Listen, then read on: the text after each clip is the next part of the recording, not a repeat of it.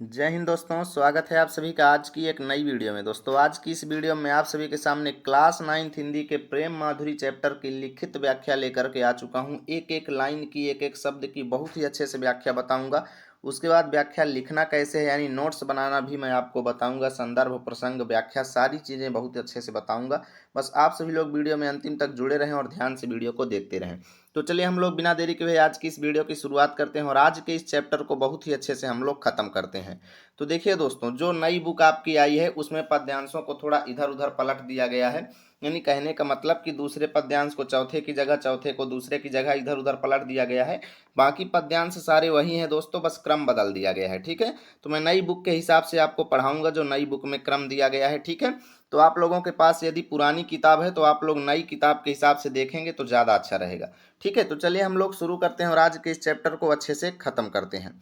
तो देखिए दोस्तों, कूकै लगी कोयलें कदम्बन पे बैठी फेरी, धोए धोए पात हिल हिल सरसै लगे, बोले लगे दादुर मयूर लगे नाचे फेरी, देखी के संजोगी जन ही हर्षै लगे। ठीक है, चलिए देखिए यहाँ पर भारतेंदु हरिश्चंद्र जी क्या कहते हैं। देखिए बरसात के मौसम का वर्णन करते हुए कहते हैं कि भाई बरसात का मौसम आ गया है और इसी वजह से कूके लगी कोयलें, यानी कोयलें जो हैं वो कूकने लगी हैं, अर्थात कोयलें फिर से बोलने लगी हैं। कोयल तो आप लोग जानते ही होंगे। ठीक है, कदम्बन मतलब कदम्ब के वृक्षों पे मतलब पर, बैठ बैठ मतलब बैठ करके, फेरी मतलब फिर से। यानी कि हरिश्चंद्र जी कहते हैं कि भारतेंदु हरिश्चंद्र जी कहते हैं कि भैया फिर से बरसात का मौसम आ गया है और कोयलें जो हैं वो कदम्ब के वृक्ष पर बैठ करके कूकने लगी हैं, अर्थात बोलने लगी हैं। ठीक है, और बरसात में पानी बरसने से क्या हो गया है दोस्तों कि वृक्षों के पात माने पत्ते जो हैं वो धोए धोए यानी धो गए हैं। ठीक है, यानी वृक्षों के पत्ते जो हैं वो धुल गए हैं और हिल हिल करके वो सरसने लगे हैं, अर्थात सरसे लगे मतलब शोभा पाने लगे। ठीक है, यानी कि वृक्षों के पत्ते जो कि धुले हुए पत्ते हैं वो हिल हिल करके सुंदरता पाने लगे, अर्थात शोभा पाने लगे। ठीक है, फिर से क्या हो रहा है, बोले लगे दादुर मयूर लगे नाचे फेरी। बोले लगे दादुर मतलब मेढक, यानी मेढक जो है वो बोलने लगे हैं और मयूर जो है वो लगे नाचे, अर्थात मोर जो है वो नाचने लगे हैं। फेरी मतलब फिर से। ठीक है, यानी मोर जो है वो फिर से नाचने लगे हैं। और ये सभी दृश्यों को देख करके, ये सारे नज़ारों को देख के मतलब देख करके जो संजोगी जन हैं, अर्थात प्रेमी प्रेमिका वाले जो लोग हैं। ठीक है, संजोगी जन मतलब बाबू सोना वाले लोग, यानी प्रेमी प्रेमिका वाले जो लोग हैं, उनका ही ये माने हृदय जो है वो हर्षय लगे, अर्थात आनंदित तो होने लगा, प्रसन्नचित तो होने लगा। यानी बरसात के इन सुंदर दृश्यों को देख देख करके जो प्रेम सिद्धांती लोग हैं, जो संजोगी जन हैं, उनका हृदय जो है वो प्रसन्न होने लगा है। ठीक है, हरी भई भूमि सीरी पवन चलन लागी, अर्थात हरी भई भूमि मतलब भूमि जो है, धरती जो है वो हरियाली से परिपूर्ण हो गई है। और सीरी पवन मतलब शीतल हवा जो है वो चलन लागी मतलब चलने लगी है। ठीक है, और भारतेंदु हरिश्चंद्र जी कहते हैं कि ये सारे दृश्यों को देख करके, इन सारे नज़ारों को देख करके मेरे प्राण माने प्राण जो है वो फिर ही तरसन लगे, अर्थात फिर से तरसने लगे हैं। किस लिए तरसने लगे हैं, अर्थात अपने प्रेमी से या प्रेमिका से मिलने के लिए मेरे प्राण जो है वो फिर से तरसने लगे हैं। ठीक है, और फेरी झूम झूमी वर्षा की ऋतु आई फेरी। फेरी मतलब फिर से, झूम झूम करके बरसात की ऋतु माने मौसम जो है वो फिर से आ गया है। ठीक है, झूम झूम करके वर्षा का मौसम जो है वो फिर से आ गया है। और ये बादर निगोरे, अर्थात बादर मतलब ये बादल जो है, निगोरे मतलब बेदर्दी बादल, या निगोड़े का मतलब ऐसा होता है बिना पैर के। निगोड़े किसको बोला जाता है, जिसके गोड़ ना हो, अर्थात पैर ना हो। अर्थात ये बिना पैर वाले बादल जो हैं ये झुक झुक करके फिर से बरसने लगे हैं बरसात के मौसम में। ठीक है, चलिए व्याख्या आपको कैसे लिखना है, एक तरफ लिखना है कूकै लगी, दूसरी तरफ बरसै लगे। ठीक है, यानी शुरू के दो शब्द और अंतिम के दो शब्द। संदर्भ आपसे पूछेगा तो लिखेंगे प्रस्तुत पद्यांश हमारी पाठ्य पुस्तक हिंदी काव्य में संकलित प्रेम माधुरी शीर्षक पाठ से अवतरित है, जिसके रचयिता भारतेंदु हरिश्चंद्र जी हैं। प्रसंग में हम लोग लिखेंगे कवि ने इस छंद में वर्षा ऋतु के आगमन पर दिखाई देने वाले विविध प्राकृतिक दृश्यों का वर्णन किया है। व्याख्या लिखेंगे कि वर्षा ऋतु आने पर कोयलें फिर कदम्ब के वृक्षों पर बैठकर कूकने लगी हैं। वर्षा के जल से धुले हुए वृक्षों के पत्ते वायु में हिलते हुए शोभा पाने लगे हैं। मेढक जो है वो बोलने लगे हैं और मोर नाचने लगे हैं और अपने प्रियजनों के समीप स्थित लोग इस वर्षा ऋतु के दृश्यों को देख देख कर प्रसन्न होने लगे हैं। ठीक है, सारी भूमि हरियाली से भर गई है, शीतल वायु चलने लगी है और हरिश्चंद्र यानी श्री कृष्ण को देखकर हमारे प्राण मिलने को फिर से तरसने लगे हैं। ठीक है, झूमते हुए बादलों के साथ यह वर्षा ऋतु फिर आ गई है और ये निगोड़े बादल यानी बिना पैरों वाले बादल जो हैं फिर धरती पर झुक झुक कर बरसने लगे हैं। काव्य सौंदर्य में लिखेंगे भाषा में सरसता एवं प्रवाह है, शैली वर्णनात्मक है, अलंकार अनुप्रास है, रस यहाँ पे श्रृंगार है। ठीक है, चलिए अब हम लोग अगले पद्यांश पर चलते हैं। देखिए पुरानी बुक में ये 6ठा नंबर पद्यांश था, लेकिन आपकी जो नई बुक आई है उसमें ये दूसरे नंबर पे कर दिया गया है। कोई दिक्कत नहीं है सारी चीजें वही, बस क्रम बदल दिया गया है। ठीक है, सखी आयो बसंत ऋतुन को कंत चहूँ दिस फूली रही सरसों, बरसी तल मंद सुगंध समीर सतावन हार भयो गरसों, अब सुंदर सांवरो नंद किशोर काहे हरिचंद गयो घर सो, परसों को बिताए दिया बरसों तरसों कब पाय पिया परसों। अब यहाँ पर देखिए दोस्तों, गोपी और श्री कृष्ण संवाद शुरू होगा, यानी कि गोपियाँ यहाँ पर श्री कृष्ण के वियोग में यहाँ पर पश्चाताप कर रही हैं। देखिए श्री कृष्ण जो है वो पहले ब्रज में रहते थे, तो ब्रज में गोपियों से उनका काफ़ी बोलबाला रहता था, अर्थात काफ़ी मिलजुल करके आपस में रहते थे। परंतु श्री कृष्ण गोपियों को छोड़ करके कहाँ चले गए हैं? मथुरा चले गए हैं। तो जब श्री कृष्ण गोपियों को छोड़ करके मथुरा चले गए हैं तो गोपियाँ जो है वो श्री कृष्ण से अलगाव की स्थिति में अर्थात वियोग की स्थिति में क्या हो रही हैं? बहुत ज़्यादा दुखी हो रही हैं। तो उनके दुख का वर्णन इस पद्यांश में है दोस्तों। तो यहाँ पर गोपियाँ कहती हैं, यानी एक सखी दूसरे सखी से क्या कहती है कि हे सखी आयो मतलब आ गया है, बसंत माने बसंत जो कि ऋतुन माने ऋतुओं को, कंत माने होता है राजा, यानी कि हे सखी ऋतुओं का राजा बसंत आयो मतलब आ गया है। ठीक है, यानी ऋतुओं का राजा, सभी ऋतुओं का राजा, ऋतुराज किसको बोलते हैं? बसंत को, यानी सभी ऋतुओं का राजा बसंत आ गया है। और चहुँ दिशी मतलब चारों दिशाओं में फूल रही है सरसों, अर्थात सरसों जो है वो चारों दिशाओं में फूल रही है, बहुत ही सुंदर नज़ारा बन रहा है। ठीक है, और बर माने श्रेष्ठ, शीतल माने ठंडी ठंडी, मंद माने धीमे धीमे बहने वाली, सुगंध मतलब सुगंधित, समीर माने हवा जो है, यानी श्रेष्ठ शीतल मंद सुगंधित, समीर माने हवा जो है वो कैसी हो गई है मेरे लिए? सतावन मतलब सताने वाली, हार मतलब हार के समान, भयो मतलब हो गई है, गर मतलब गले में, सो मतलब सो, यानी ये सुगंधित हवा जो बह रही है बसंत ऋतु की, ये मेरे गरसों अर्थात गले में, सतावन मतलब सताने वाली, हार के समान, भयो मतलब हो गई है। ठीक है, यानी ये जो सुगंधित हवा बह रही है ये श्री कृष्ण के ना होने की वजह से ये मुझे बहुत ही कष्टदायक प्रतीत हो रही है, क्योंकि श्री कृष्ण हमारे पास नहीं है। ठीक है, कहती है यहाँ पर एक सखी दूसरे सखी से कि अब सुंदर सांवर नंद किशोर कहाँ हरिचंद गयो घर सो, अर्थात हरिश्चंद्र जी कहते हैं कि एक सखी कहती है दूसरे सखी से कि जो सुंदर थे, सांवले थे, नंद किशोर अर्थात नंद बाबा के पुत्र यानी श्री कृष्ण भगवान जो थे, वो सुनाई दे रहा है कि अब वो गयो मतलब चले गए हैं घर सो, अर्थात मथुरा को चले गए हैं। ठीक है, यानी सुंदर सांवले श्री कृष्ण जो है वो मथुरा को चले गए हैं। ठीक है, वो मथुरा चले गए हैं और परसों को बिताए दिया बरसों, और कह करके गए थे कि भाई वो परसों आ जाएंगे, यानी कल नहीं परसों। ठीक है, कल के बाद का अगला दिन यानी परसों, यानी वो परसों को कह करके गए थे, परंतु बिताए दियो बरसों अर्थात सालों बिता दिया, बरसों मतलब सालों, बिताए दियो मतलब गुजार दिया, यानी परसों को कह करके गए थे कि मथुरा से परसों आ जाएंगे, परंतु बरसों बिता दिए। ठीक है, और हम लोग अब तरस रही हैं, तरसों मतलब तरस रही हैं कि कब हम उनके पाएं मतलब पैरों के, पिया मतलब प्रियतम यानी श्री कृष्ण। ठीक है, हम अपने पिया यानी प्रियतम यानी श्री कृष्ण के पाएं मतलब पैरों के, पैरों को कब हम परसों मतलब स्पर्श करें। ठीक है, यानी अब हम तरस रही हैं कि हम उनके चरणों को कब स्पर्श करें, पर पाएं मतलब चरणों को, पिया मतलब प्रियतम के चरणों को अब हम कब परसों मतलब स्पर्श करें। देखिए एक परसों का अर्थ है स्पर्श करना और एक परसों का अर्थ क्या है? परसों, यानी कल के बाद का दिन। तो दो शब्द आया है, दोनों अलग अलग अर्थ में आया है, यमक अलंकार यहाँ पे हो जाएगा। ठीक है, चलिए एक तरफ आपको लिखना है सखी आयो, दूसरी तरफ पिया परसों। संदर्भ पूर्वत प्रसंग, इस सवैये में बसंत ऋतु के आगमन पर गोपियों की विरह व्यथा का चित्रण किया गया है। एक गोपी कृष्ण विरह से पीड़ित तो होकर दूसरी सखी से कहती है कि हे सखी ऋतुओं का स्वामी बसंत आ गया है, चारों दिशाओं में पीली पीली सरसों फूल रही है, अत्यंत सुंदर शीतल मंद और सुगंधित वायु बह रही है, किंतु बसंत ऋतु का मादक वातावरण श्री कृष्ण के बिना मुझे पूर्ण रूप से कष्टदायक प्रतीत हो रहा है। नंद नंदन श्री कृष्ण हमसे यह बताकर गए थे कि मैं परसों तक मथुरा से लौट आऊंगा, परंतु उन्होंने परसों के स्थान पर न जाने कितने वर्ष व्यतीत कर दिए और अभी तक लौट करके नहीं आए हैं। ठीक है, मैं तो अपने प्रियतम कृष्ण के चरणों का स्पर्श करने के लिए तरस रही हूँ, पता नहीं कब उनके दर्शन हो सकेंगे। ठीक है भैया, भाषा यहाँ पे ब्रज हो जाएगी, शैली वर्णनात्मक, रस वियोग श्रृंगार, छंद सवैया है यहाँ पर, अलंकार यमक है, देखिए बताया था ना, गुण यहाँ पे माधुर्य हो जाएगा। चलिए अगला देखते हैं।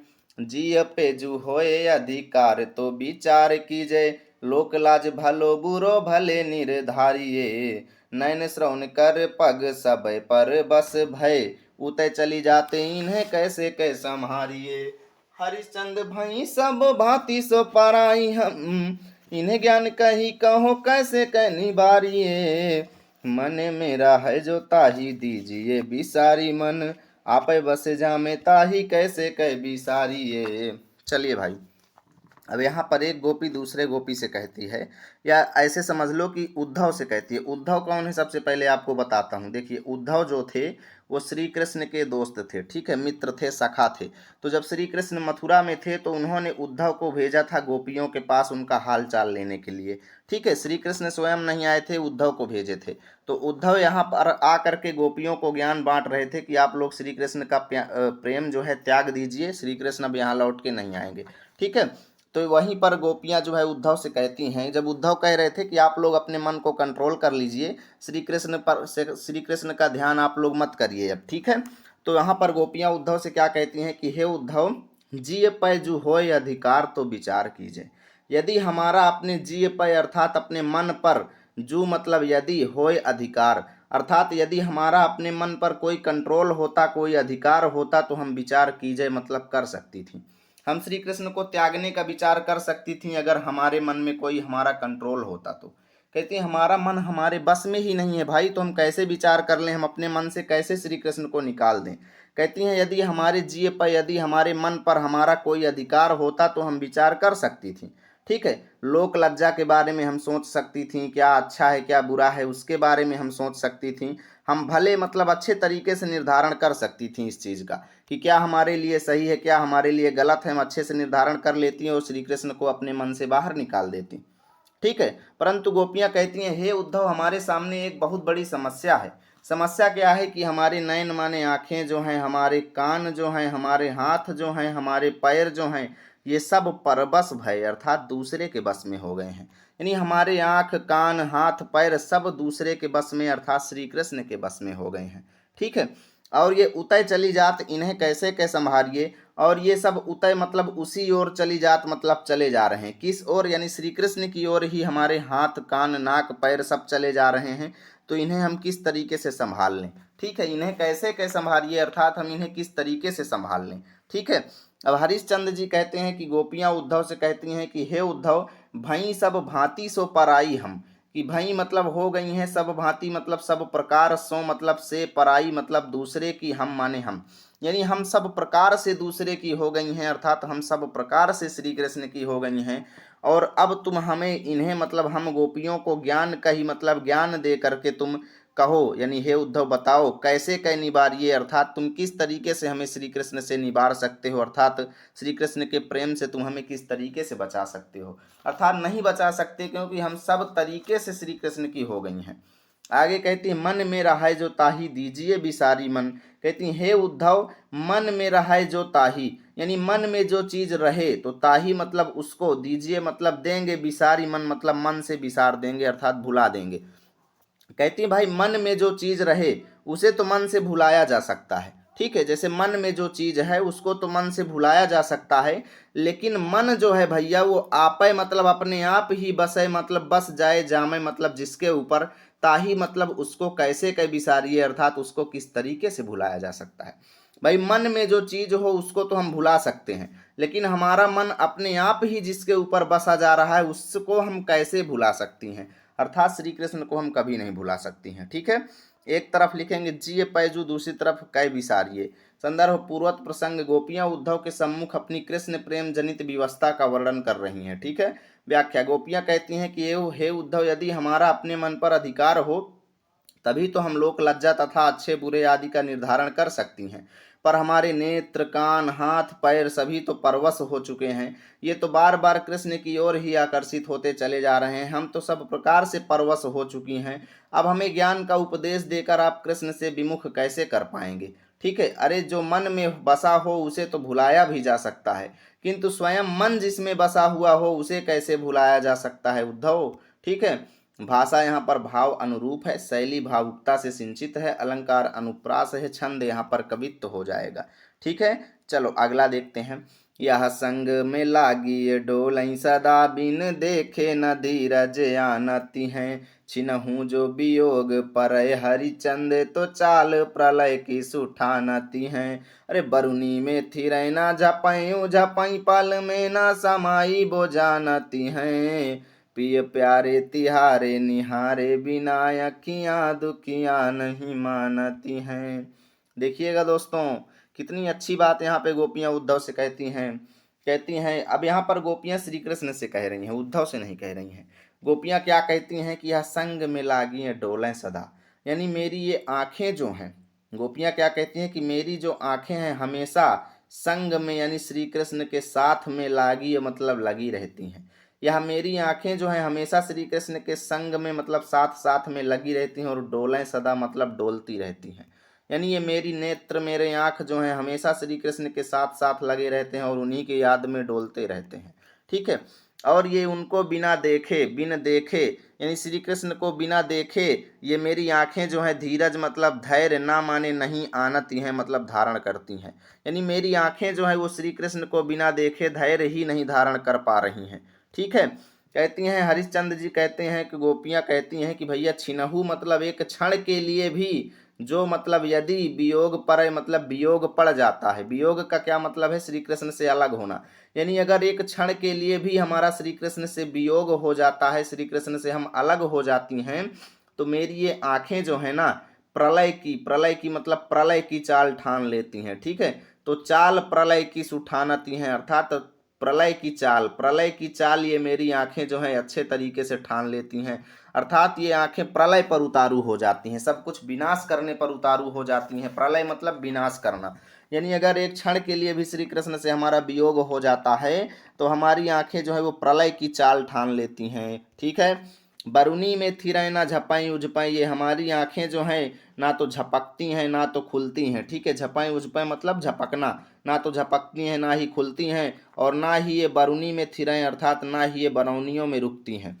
ठीक है। यानी मेरी आंखें ऐसी हैं जो ना तो पलकों में देखिए बरुनी में थिरय मतलब ना तो बरौनियों में स्थिर होती हैं और ना ही झपकती है ना तो खुलती हैं। ठीक है। और पल में न समाई बो जानती हैं, अर्थात मेरी आंखें जो हैं ये पलकों में तो समाना ही नहीं जानती हैं।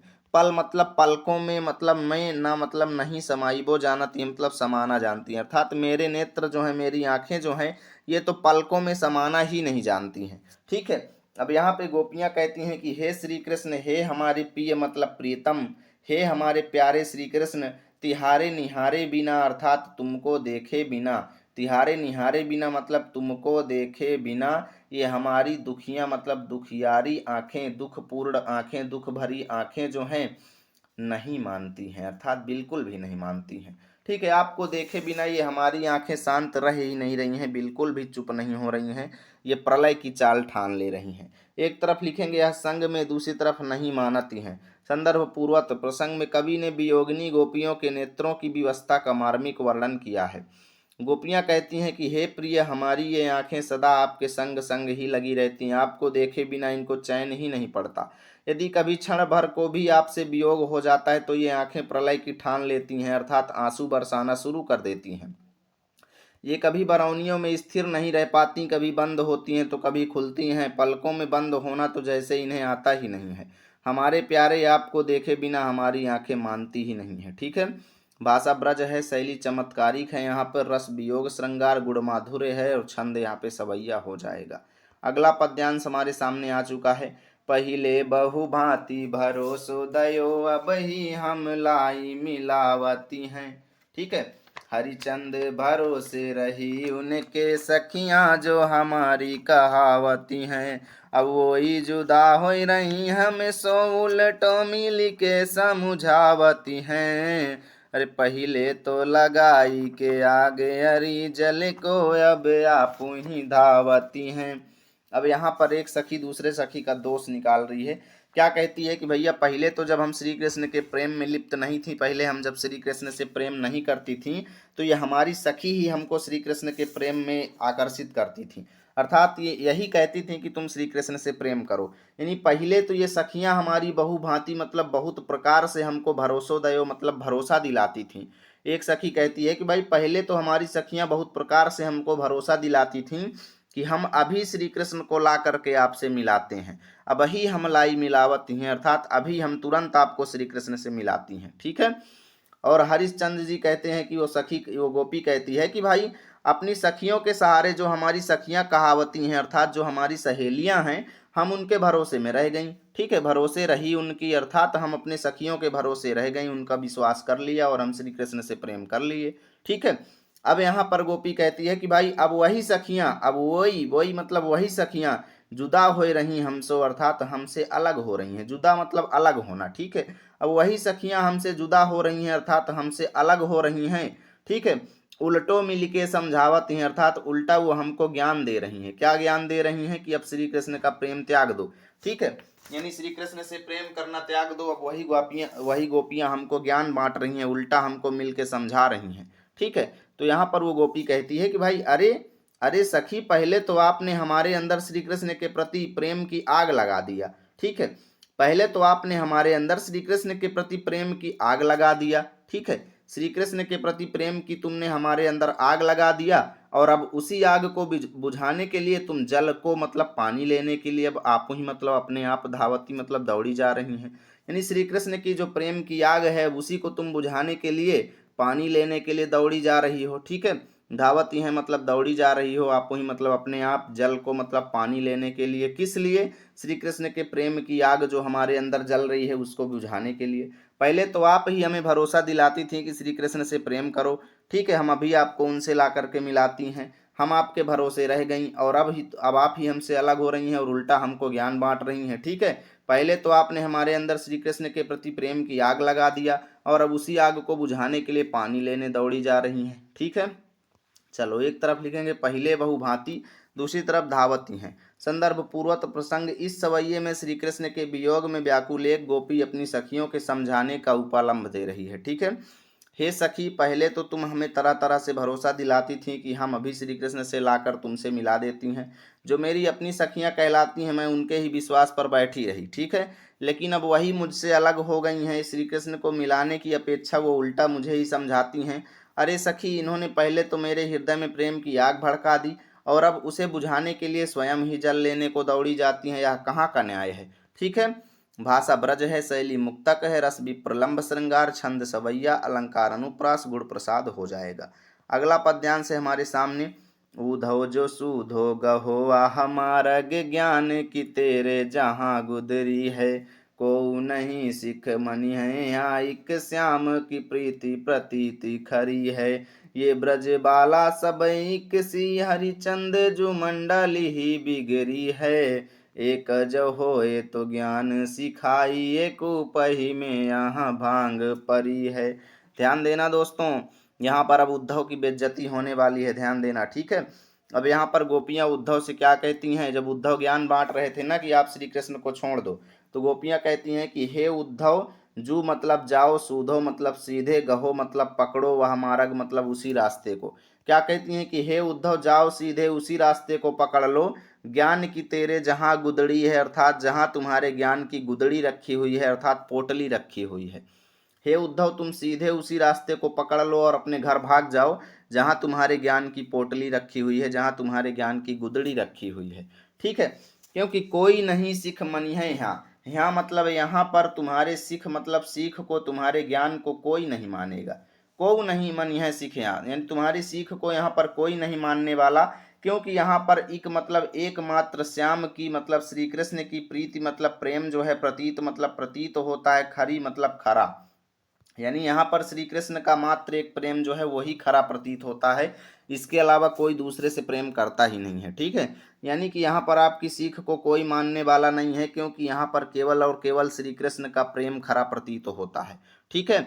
ये जितनी भी ब्रज बालाएं हैं, ये जितनी भी गोपियां हैं, ये सब एक समान है, सबय एक सी, अर्थात सब एक समान हैं। हरिश्चंद्र जी कहते हैं कि वो गोपी कहती है कि भाई ये पूरी मंडली ही बिगड़ी है, अर्थात यहाँ पर सभी गोपियों की पूरी मंडली यानी पूरा समूह का समूह ही यहाँ पर बिगड़ा हुआ है, सभी श्री कृष्ण के प्रेम में यहाँ पर बिगड़ी हुई हैं। ठीक है, वो गोपी कहती है कि हे उद्धव, यदि एक जो होए, अर्थात यदि कोई एक व्यक्ति होता तो आप ज्ञान सिखा सकते थे, एक जो होए तो ज्ञान सिखाइए। कोई एक अगर गोपी होती तो आप उसे ज्ञान सिखा सकते थे, परंतु यहाँ पर तो कूप ही में अर्थात कुएं में ही यहाँ पर भांग पड़ी है, अर्थात भांग पड़ी हुई है, अर्थात यहाँ पर तो कुएं में ही भांग पड़ी हुई है, अर्थात उस कुएं के पानी को पी पी करके सभी नशे में युक्त हो गए हैं, अर्थात श्री कृष्ण के प्रेम को सभी यहाँ पर ग्रहण कर लिए हैं। कुएं में भांग पड़ी होने का मतलब है दोस्तों कि सभी व्यक्ति एक ही नशे से यहाँ पर युक्त हैं, अर्थात सभी लोग श्री कृष्ण के प्रेम से ग्रसित हैं। ठीक है, आ रही है बात समझ में? आपको एक तरफ लिखना है उद्धव जो सुधव, दूसरी तरफ परी है। ठीक है, संदर्भ पूर्वक प्रसंग इस सवैये में गोपियां उद्धव से कहती हैं कि वे किसी भी प्रकार उनसे निराकार ब्रह्म के उपदेश को ग्रहण नहीं कर सकती। ठीक है, हे उद्धव, तुम उस मार्ग पर सीधे चले जाओ जहां तुम्हारे ज्ञान की गुदड़ी रखी हुई है। यहाँ पर तुम्हारे उपदेश को कोई गोपी ग्रहण नहीं करेगी, क्योंकि सभी श्री कृष्ण के प्रेम में विश्वास रखती हैं। हे उद्धव, ये सभी ब्रज बालाएं एक सी हैं, कोई अलग प्रकृति की नहीं है, इनकी तो पूरी मंडली ही बिगड़ी हुई है। यदि किसी एक गोपी की बात होती तो तुम उसे ज्ञान का उपदेश देते, किंतु यहाँ तो कुएं में ही भांग पड़ी हुई है, अर्थात सभी श्री कृष्ण के प्रेम रस में रसराबोर होकर पागल सी हो गई हैं।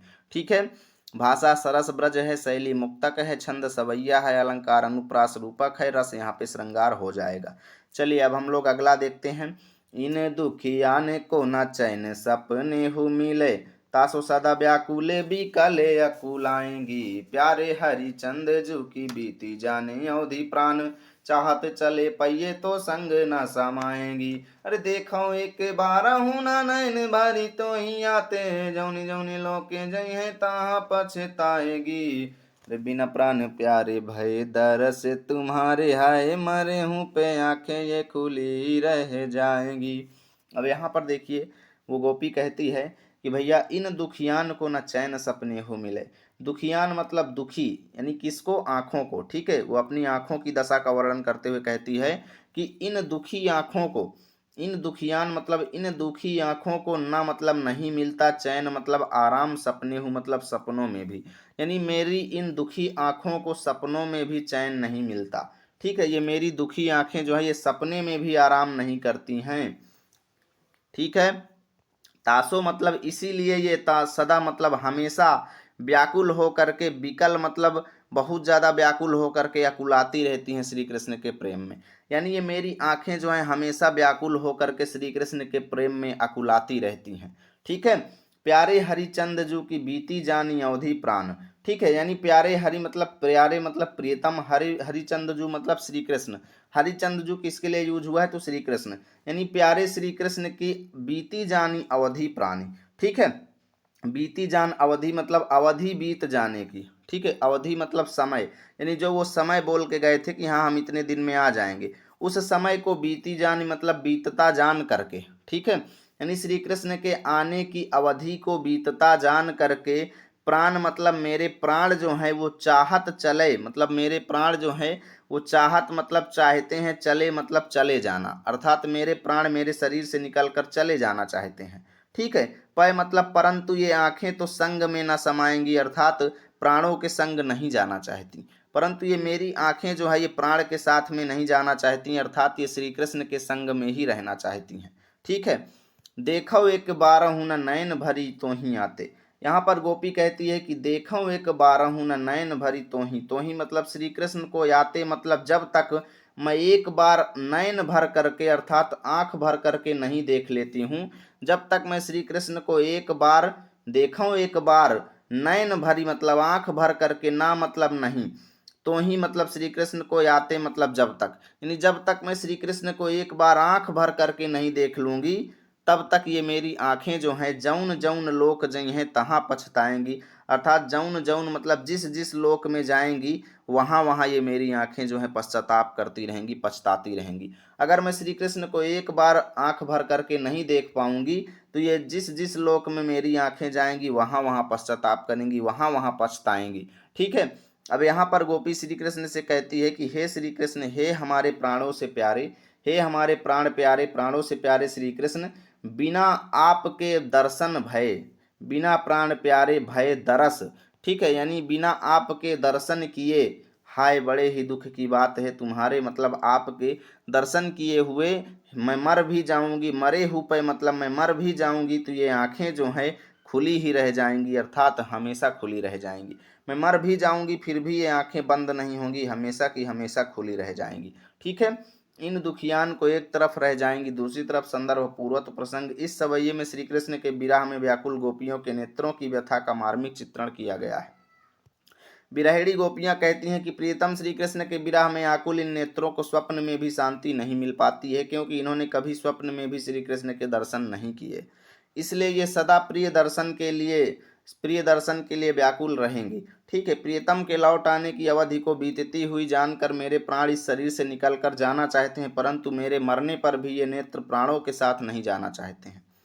ठीक है, क्योंकि इन्होंने अपने प्रियतम कृष्ण को जी भरकर नहीं देखा है, इसलिए जिस किसी भी लोक में ये नेत्र जाएंगे वहां पश्चाताप ही करते रहेंगे। हे उद्धव, तुम श्री कृष्ण से कहना कि हमारे नेत्र मृत्यु के बाद भी तुम्हारे दर्शन की प्रतीक्षा में खुले रहेंगे। ठीक है, भाषा ब्रज है, शैली मुक्तक है, रस वियोग है, छंद सवैया है, अलंकार अनुप्रास है।